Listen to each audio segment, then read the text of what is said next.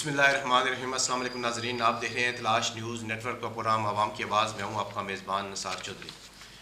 आज हमने जिन मौज़ूआत के ऊपर बात करनी है, सबसे पहले जो हमारा मौजू है वो है अवामी मैंडेट की रिकवरी, एक बहुत बड़ी खबर।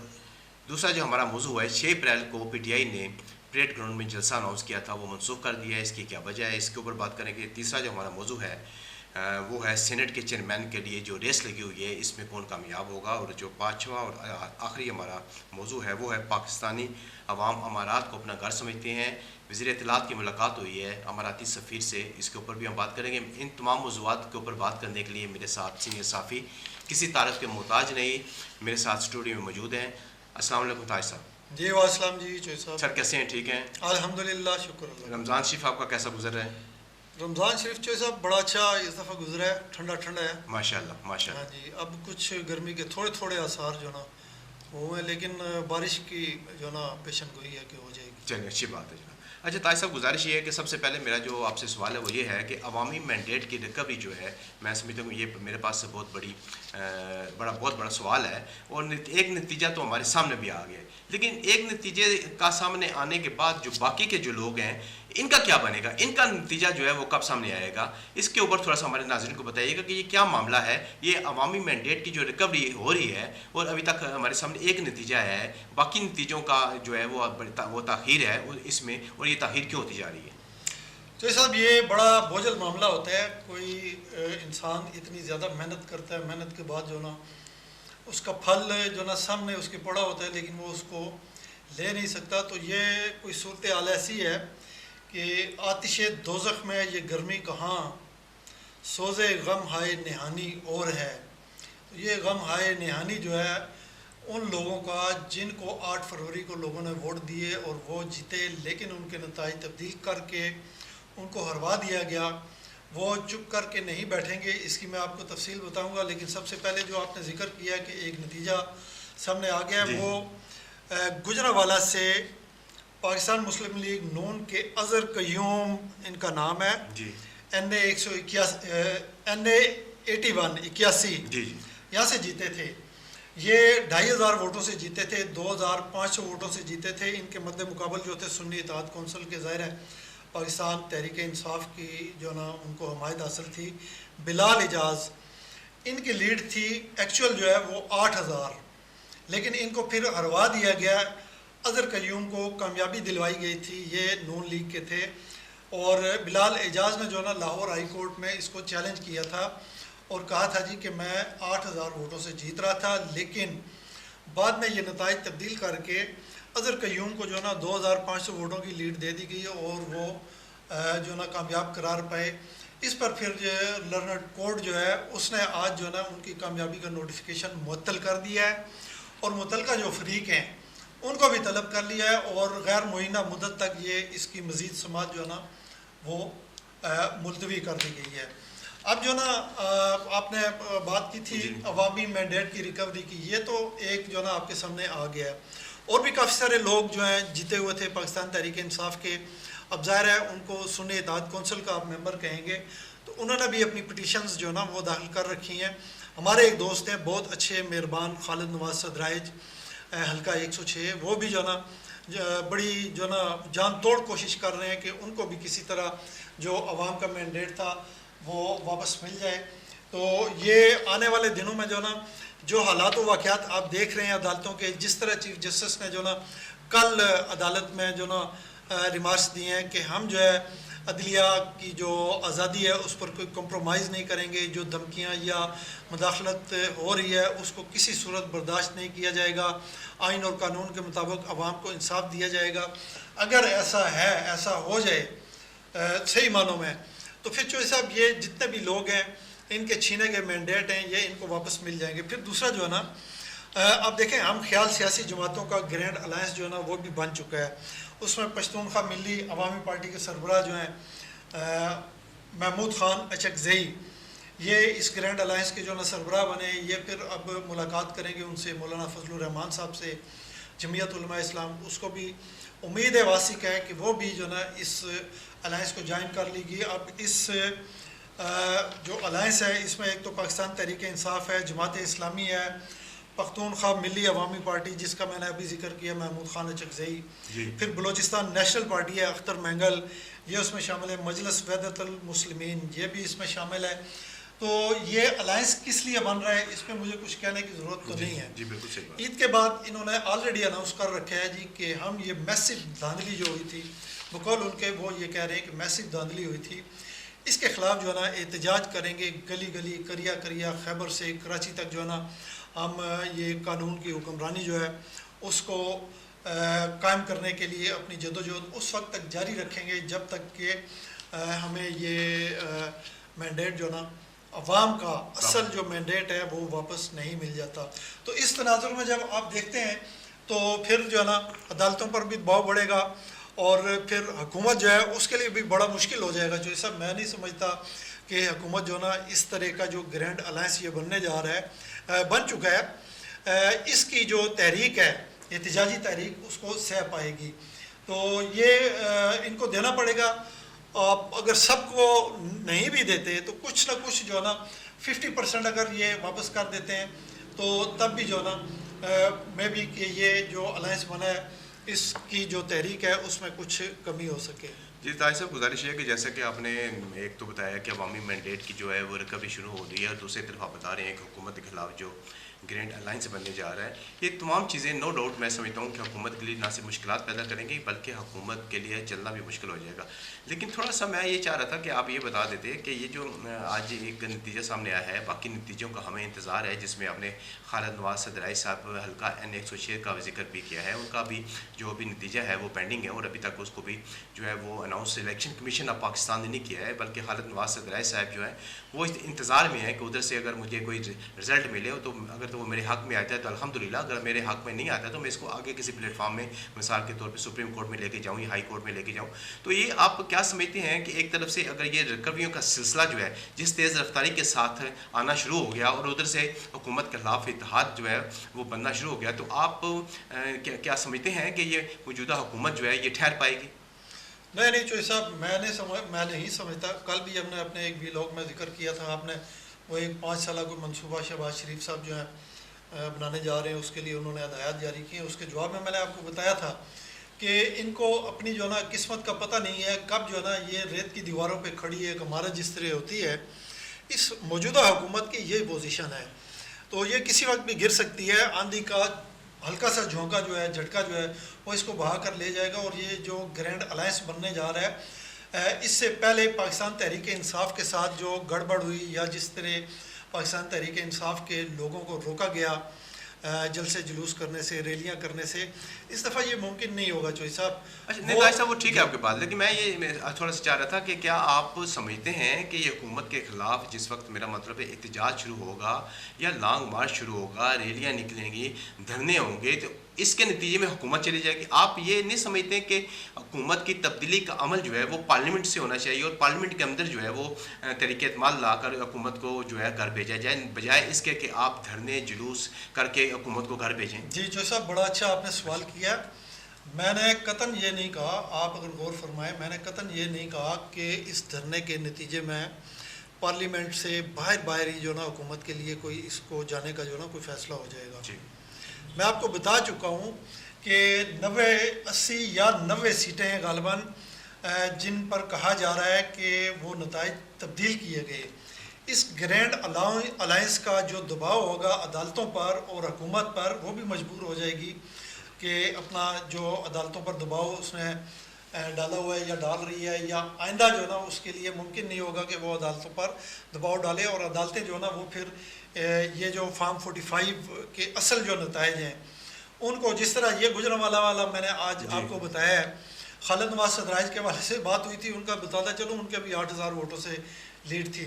तो ये मुमकिन नहीं होगा जो सब अदालतों के लिए। वो फिर ये अगर सीटें वापस मिल जाती हैं पाकिस्तान तहरीक इंसाफ को, मजलिस ये इसको सुन्नी इत्तेहाद कौंसिल को, फिर पाकिस्तान तहरीक इंसाफ की हैसियत भी बहाल हो जाती है, उसका निशान भी बहाल हो जाएगा इंशाल्लाह। तो उसके बाद ये पार्लियामेंट के अंदर से ही तब्दीली आएगी।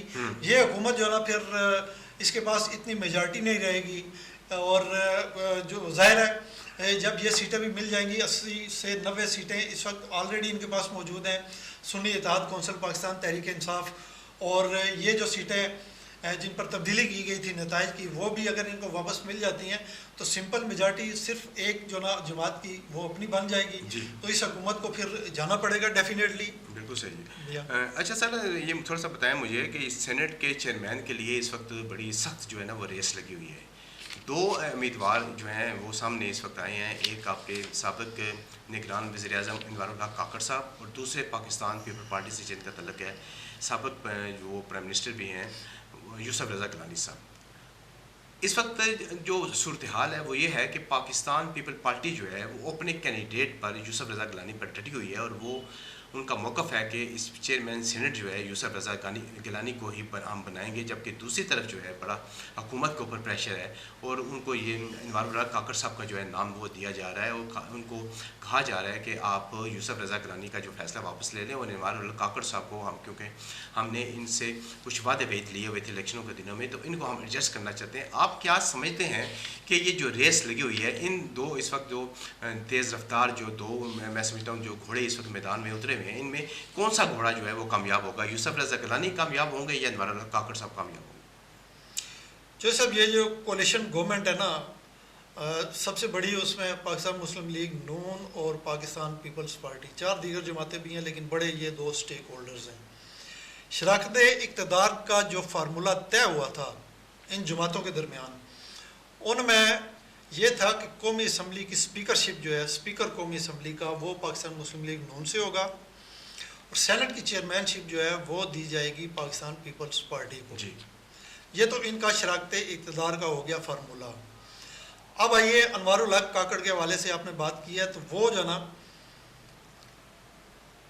ऊपर की जो ताकत है, दूसरी जो ताकत है वो उसके उम्मीदवार हैं। ठीक है, ये कल आपको पता है कि आर्मी चीफ और सदर जो हैं प्रेसिडेंट ऑफ पाकिस्तान आसिफ अली जरदारी, उनके दरमियान मुलाकात भी हुई है।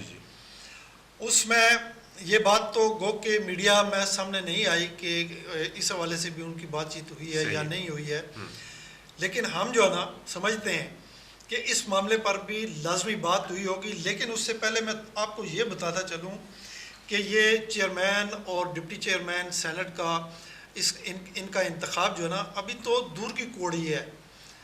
पहले तो आप जो है ना वो मखसूस नशिस्तों पर जो लोग कामयाब हुए हैं खैबर पख्तूनख्वा में, उनको खैबर पख्तूनख्वा असम्बली में हलफ अभी उठाना है, वो पहले हलफ तो उठवाएं उनका। वहाँ की जो असम्बली है पख्तूनख्वा की, उसका इजलास बुलवाएं।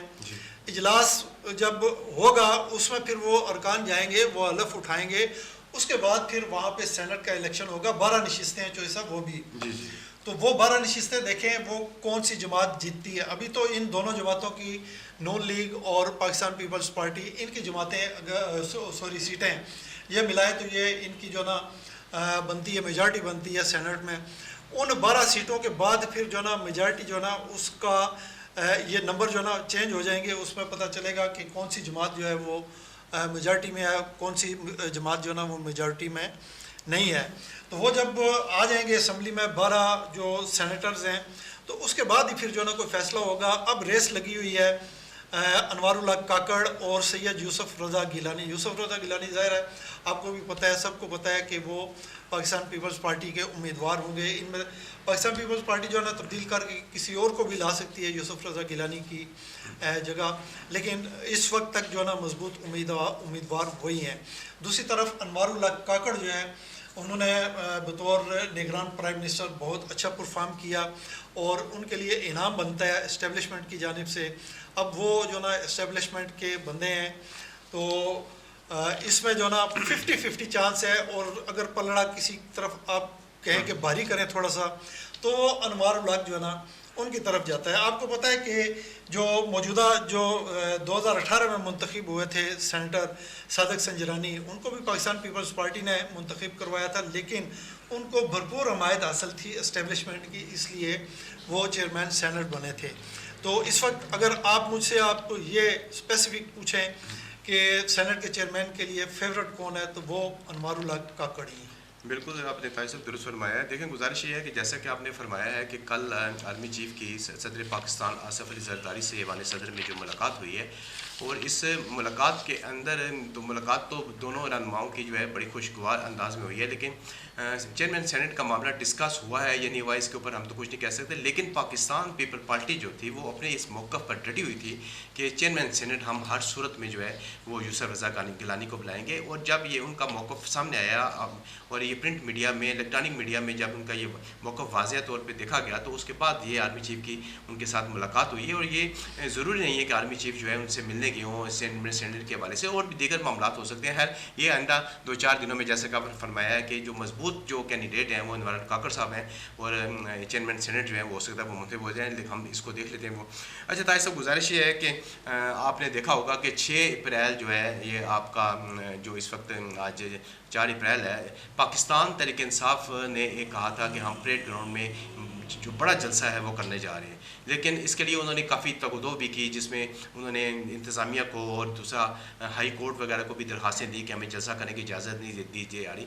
अब ये अचानक खबर सामने आई है कि पाकिस्तान तहरीक इंसाफ ने ये जो अपना जलसा है ये मनसूख कर दिया है। आप क्या समझते हैं कि इंतज़ामिया की तरफ से इजाज़त नहीं मिली या ये जो इस वक्त जलसा करने के जो मुंतज़मीन है उनको ये लगा है कि इस जलसे में जो है, क्योंकि रमज़ान का महीना चल रहा है, आखिरी अशरा भी चल रहा है, ताक़रातें भी इसमें हैं, तो उनको अवाम की तरफ से कोई पज़राई नहीं मिले, ये वजह तो नहीं बनी कि जलसा मनसूख करने की? तो साहब ये दोनों फैक्टर्स जो आपने बयान किए हैं ये भी हो सकते हैं, इनको जो ना रद्द नहीं किया जा सकता, बिल्कुल ऐसा भी हो सकता है क्योंकि रमज़ान है।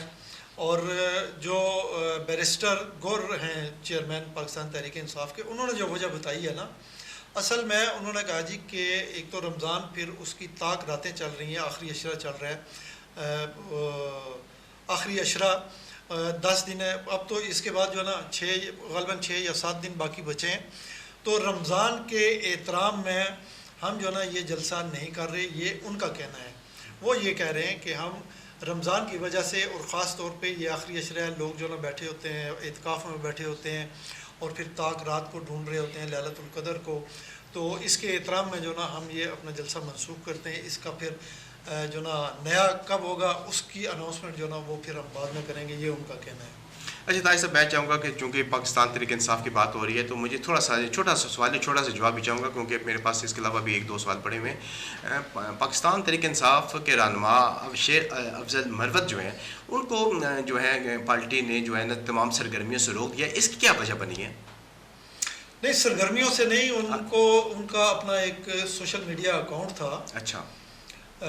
उनसे ये कहा गया कि जी आप अपना अकाउंट अलग से जो ना वो उस पर कोई चीज़ अपलोड ना करें, कंट्रोवर्सी होती है उसमें।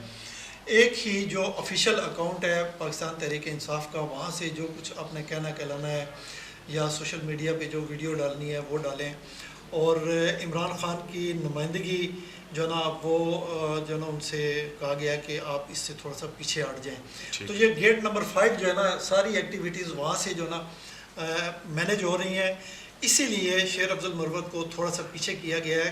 गेट नंबर 4 से मुराद मेरी अडियाला जेल है, ये आप गेट नंबर 5 गेट नंबर 5 ये आप कोई और गेट ना समझ लें, ये अडियाला जेल का गेट। पहले तो मैंने वाकई इसको गेट नंबर 4 जो था GH2 का गेट 4 नहीं, सॉरी, लेकिन अभी आपने गेट नंबर 5 का जो वाला दिया है और ये गेट नंबर 5 अडियाला जेल का गेट है और वहाँ की बात आप फरमा रहे हैं, बिल्कुल ठीक है जी। वहाँ पे एक जो ना कुव्वत बैठी हुई है पाकिस्तान तहरीक इंसाफ के चेयरमैन इमरान खान, बानी चेयरमैन जो है, इस वक्त तो वो चेयरमैन नहीं है, ज़ाहिर है वो जो ना अडियाला जेल में है। तो वहाँ से जो ना सारी कमक मिलती है, जो भी इनको एक्टिविटी करनी होती है या जो अपना सियासी फैसले या जलसा जुलूस या किसी जी ठीक है। अच्छा ये बताएं थोड़ा सा, ये गेट नंबर 5 का जो आपने हवाला दिया है, तो ये गेट नंबर 5 जो है ये किन किन रहनुमाओं के लिए खुला है? क्या शेर अफजल मरवत साहब के लिए भी ये गेट खुला है या उनके लिए भी बंद हो गया है? नहीं, बंद नहीं हुआ, बंद नहीं हुआ किसी के लिए। मुलाकात के लिए वो वकील भी है ना, तो वो एज ए लायर वो जा सकते हैं। इस गेट के थ्रू शेख रशीद साहब भी जा सकते हैं? तो कोई भी जा सकता है चौधरी साहब, इसमें तो किसी की वो नहीं है, अच्छा रोक टोक नहीं है। जी हाँ, इसी गेट नंबर 5 नहीं, बात का देखे ना, कुछ गेटों का जो था चौधरी साहब, इसी गेट नंबर 5 से आपके आसिफ अली जरदारी जो है वो भी निकल चुके हैं अंदर रह के, बाद ज़ाहिर जब रिहा हुए थे तो इसी गेट से बाहर निकले।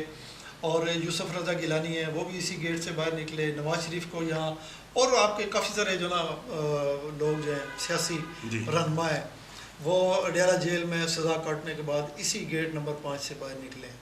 चलिए, अच्छा ताहिर साहब, गुज़िश्ता दिनों हमारे जो वज़ीर इत्तलात हैं अता अल्लाह तारड़ साहब, इनकी अमारात के सफ़ीर से एक मुलाकात हुई है और इस मुलाकात में अता अल्लाह तारड़ साहब ने फरमाया कि पाकिस्तानी अवाम अमारात को अपना दूसरा घर समझते हैं। आप थोड़ा सा हमारे नाज़रीन को बताइएगा कि ये किस तनाज़र में ये मुलाकात हुई है और ये जो दूसरा घर जो है ये इसमें बारे में थोड़ा सा बताइएगा। चौधरी साहब, ये आज फिर आपने एक लतीफ़ा जो ना नहीं, लतीफ़े दी आज मेरी कोई बिल्कुल ऐसी मूड नहीं है, मैंने संजीदा ये लतीफ़ा ही है ना कि कौन सा दूसरा घर। ये अताउल्लाह तारड़ और उनके जो लीडरान हैं उनके लिए तो घर हो सकता है यूएई दूसरा घर, लेकिन आम आवाम पाकिस्तानी, मेरे लिए, आपके लिए ये जो ना हमारा दूसरा घर कतन नहीं है। सही बात। उसकी वजह ये है कि यहाँ से आप देखें जितने हमारे वर्कर जाते हैं, वो चाहे स्किल्ड हों अनस्किल्ड हों, उनको वहाँ पे जाके मेहनत करनी होती है, दिन रात मेहनत करनी होती है, फिर जाके उनको कोई तनख्वाह जो ना मिलती है। अगर कोई थोड़ी सी भी गड़बड़ हो जाए तो उन लोगों को उठा के वापस जहाज़ में डालते हैं और वापस भेज देते हैं पाकिस्तान। तो ये फिर उनका दूसरा घर कैसे हुआ? जी बिल्कुल सही फरमाया। इस हद तक ठीक है कि अताउल्लाह तारड़ और उनकी जितनी सियासी लीडरशिप है उनके लिए दुबई जो है वो उनका दूसरा घर हो सकता है, क्योंकि उनकी जायदादें भी वहाँ पे मौजूद हैं और भी कोई जो ना कारोबार भी हो सकता है। लेकिन आम पाकिस्तानी के लिए ऐसा कोई वहाँ पे सहूलत नहीं है कि मैं या आप अगर दुबई जाते हैं तो हम कह सकें कि दुबई हमारा दूसरा घर है। हाँ, ये ज़रूर है कि वहाँ पे जाके हम अपना रोज़गार जो है ना वो हासिल करते हैं, और वो भी अपनी मेहनत के बलबूते पर। थोड़े कुछ दिन अगर आप बीमार हो जाएं तो आपकी तनख्वाह आपको नहीं मिलती, तो ये सूरत हाल है। जी ताहिर साहब, आपका बहुत शुक्रिया, आप हमारे स्टूडियो में तशरीफ़ लाए। नाज़रीन, आपने सीनियर साफ़ी ताज मोहम्मद जान साहब का तज़िया सुना। आपसे इल्तमास है कि आप तलाश न्यूज़ देखते रहें, हमारे चैनल को सब्सक्राइब भी करें और आगे अहबाब से साथ शेयर भी करें। इसके साथ नाज़रीन, मेरे प्रोग्राम का वक्त ख़त्म होता है, मुझे दीजिएगा इजाज़त। अल्लाह हाफ़िज़।